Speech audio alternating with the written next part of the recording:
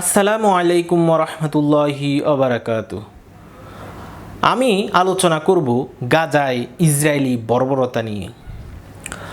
মৃত্যুপুরী দেখেছেন কখনো, যেখানে মৃতরাই বাসিন্দা আর জীবিতরা আতঙ্কে লুকায়, যেখানে আকাশমানি মৃত্যু আর মাটিতে ঘুমায় হাহাকার। একটু নিঃশ্বাস, কেবল একটা শ্বাস চাওয়াটাও অপরাধ, যেখানে শিশুরা কাঁদে না কারণ কাদার কোনো সময় নেই, মায়ের কোলে নেই ঘুম, আছে রক্ত আর কবরের ছায়া।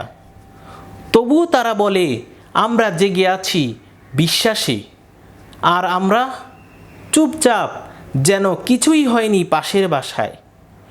মৃত্যুপুরীর নামটা জানেন? ফিলিস্তিন, রাফা, গাজা, রক্তে লাল, তবু আমাদের বিবেক সাদা। আজকের পৃথিবীতে সবচেয়ে ভয়ঙ্কর শব্দটি হচ্ছে নীরবতা, যেখানে শিশুদের রক্তে রাঙা হচ্ছে ভূমি, যেখানে মা তার সন্তানের মৃতদেহ বুকে চেপে ধরে কাঁদছে, সেখানে যদি আমরা চুপ থাকি তবে আমাদের মনুষ্যত্ব কোথায়? গাজায় চলছে, ফিলিস্তিনের গাজায় চলছে নির্মম গণহত্যা। বোমার শব্দে ছিন্ন ভিন্ন হচ্ছে জীবন। একটা জাতিকে পৃথিবীর মানচিত্র থেকে মুছে ফেলতে চায় দখলদার ইসরায়েল। এই ফিলিস্তিন কি আমাদের ছিল না? এই ফিলিস্তিন কি আমাদের না? তাদের কান্না কি আমার ছিল না? তাদের রক্তে কি মুসলমানেরই নাম লেখা না? তবে কেন এই নীরবতা, এই মুখ ফিরিয়ে থাকা? কেন আমরা দেখেও বলি না এই অন্যায় আর না? আল্লাহ রব্বুল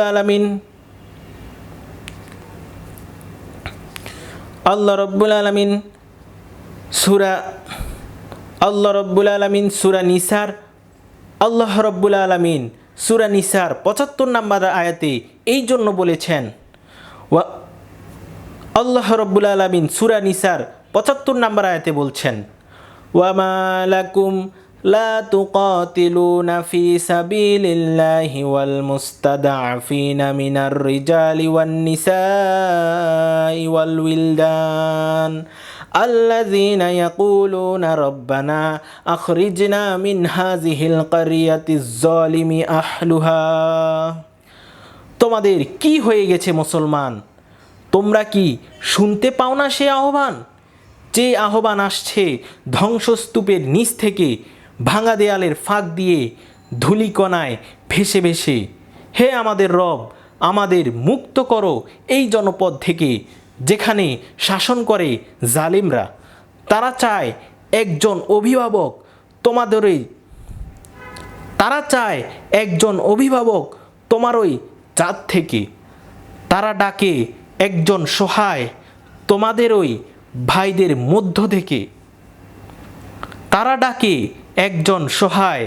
তোমাদেরই ভাইদের মধ্য থেকে। তবুও তোমরা নীরব। তোমরা কেন লড়ো না আল্লাহর রাস্তায়? তোমরা কি সেই পুরুষ নও যারা দাবি করো ইমানের? তোমরা কি সেই উম্মাহ নও যারা ছিলে এক দেহের মতো? আল্লাহ তো শুনছেন, আল্লাহ তো দেখছেন, কারা ডাকে আর কারা মুখ ফিরিয়ে নেয়। আজ যদি না জাগো হে মুসলমান, তাহলে কাল ইতিহাস তোমাদের মুখোশ খুলে দেবে। তোমরা যারা চুপ ছিলে তারাও হিসাব দিতে বাধ্য হবে। আল্লাহ রব্বুল আলামিন বলেন, আল্লাযীনা আমানু ইউকাতিলুনা ফি সাবিলিল্লাহ। যারা নাকি ঈমানদার, তারা লড়াই করে, সংগ্রাম করে আল্লাহর রাস্তায়। ওয়াল্লাযীনা কাফারু ইউকাতিলুনা ফি সাবিলিত তাগুত। আর যারা কাফের, তারা লড়াই করে তাগুতের পক্ষে। তাহলে তাগুত মানে কি? তাগুত অর্থ হচ্ছে যে শক্তি নিজেরাই আল্লাহর আইন মানে না এবং অন্য কেউ সেই আইন মানতে দেয় না, তারাই হচ্ছে তাগুত। তাহলে আজকের এই পৃথিবীতে তাগুত কি ইসরায়েল নয়, যারা আল্লাহর ঘরকে ধ্বংস করছে, নবীর ওয়ারিসদেরকে হত্যা করছে, মুসলমানদের নির্বিচারে কোরআনের হাফেজদের কণ্ঠ স্তব্ধ করছে, যেখানে নির্বিকার জাতিসংঘ, বিবেকহীন বিশ্ব মানবতা ফিলিস্তিনের লাশগুলো যেন পরিসংখ্যানের নিঃস্ব শব্দমাত্র, প্রতিটি মৃত্যু যেন আরেকটি কেননা যারা মরে যাচ্ছে তারা মুসলিম, আর মুসলিমদের রক্ত পৃথিবীর বিবেককে কখনো জাগ্রত করে না। তাদের আর্তনাদ আকাশ ছুলেও এই দুনিয়ার কানে পৌঁছায় না। নিষ্ঠুর নীরবতায় মোরা এ সভ্যতা, যেখানে মুসলিম জীবনের কোনো মূল্য নেই। তাদের কান্না ধ্বনিহীন, তাদের কষ্ট অদৃশ্য, তাদের জীবন যেন মূল্যহীন এক অনুচ্ছেদ ইতিহাস, তাদের জীবন যেন মূল্যহীন এক অনুচ্ছেদ ইতিহাসের পাতায়, তাদের জীবন যেন মূল্যহীন এক অনুচ্ছেদ ইতিহাসের পাতায়। সত্যি মানবতা আজ শুধু মুখোশ, এবং সেই মুখোশের আড়ালে লুকিয়ে আছে নির্মম নির্লজ্জতা। আহ মুসলিম, তুমি কি সত্যিই ভুলে গেছ সেই বাবার কান্না, যে ছেলের রক্তাক্ত লাশ বুকে যে ছেলের রক্তাক্ত লাশ? আহ মুসলিম, তুমি কি সত্যিই ভুলে গেছ?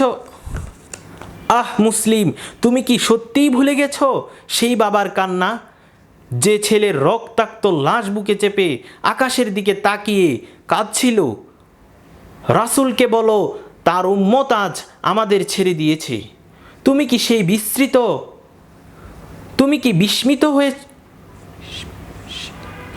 কি বিস্মিত হয়েছ সেই ফিলিস্তিনদের বার্তা, যারা বলেছিল আমরা এখনো বেঁচে আছি, কিন্তু তোমরা অনেক আগেই মরে গেছ? তুমি কি শোনো না সেই বাবার হাহাকার, যে বলে গিয়েছিল কিয়ামতের দিন আমি দুনিয়ার প্রতিটি নিস্পৃহ মুসলমানদেরকে কাঠগড়ায় দাঁড় করাবো?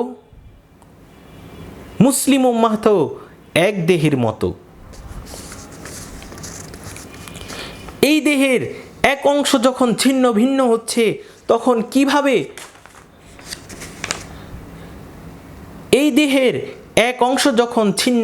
হচ্ছে, তখন কিভাবে আমরা অন্য অংশে হাসি, আনন্দ, উৎসব চালিয়ে যেতে পারি? কিভাবে? তুমি কি এখনো বুঝতে পারো না? এই নির্লজ্জ নীরবতা, এই আনন্দে বুঁদ থাকা, এটি কেবল অবহেলা নয়, এটি এক নির্মম বিশ্বাসঘাতকতা। ফিলিস্তিন বেঁচে থাকবে ইনশাআল্লাহ, কেননা তাদের পাশে থাকবে স্বয়ং আরশের মালিক। জালিমদের পতন হবেই হবে ইনশাআল্লাহ, আজ না হয় কাল। জুরিবাত আলাইহিমুজ জিল্লাতু ওয়াল মাসকানাত ওয়া বাউ বিগদাবিম মিনাল্লাহ। আল্লাহর গজব আসবে এবং ইহুদিরা পৃথিবী থেকে চিরতরে নিশ্চিহ্ন হবেই হবে ইনশাআল্লাহ। কিন্তু মনে রাখবেন, প্রতিরোধ শুরু হয় প্রতিবাদ থেকে, আওয়াজ শুরু হয় একজনের কণ্ঠ দিয়ে। আর আমরাও কি সেই নীরবতা নিয়ে বেঁচে থাকবো ভাই? না, আমরা জানি নীরবতা হচ্ছে অন্যায়ের পক্ষে সম্মতি, আর প্রতিবাদ হচ্ছে একটি দায়িত্ব। তাহলে আমরা কি করতে পারি? আসুন অন্তর দিয়ে আমরা আমাদের গাজার মাজলুম ভাই বোনদের জন্য দোয়া করি। প্রতিটি মঞ্চ, মসজিদ, মাদ্রাসা এবং মিডিয়ায় তাদের কথা তুলে ধরি। নির্ভরযোগ্য মাধ্যমে তাদেরকে অর্থ দিয়ে সাহায্য করি। ইসরায়েল এবং তাদের দোসরদের প্রত্যেকটি পণ্য বর্জন করি। এই উম্মাহকে আল্লাহ রাব্বুল আলামিন জাগ্রত হবার সুযোগ দান করেন। এই উম্মাহকে যেন আল্লাহ রাব্বুল আলামিন জাগ্রত হওয়ার সুযোগ দান করেন। আসসালামু আলাইকুম ওয়া রাহমাতুল্লাহি ওয়া বারাকাতুহু। আয়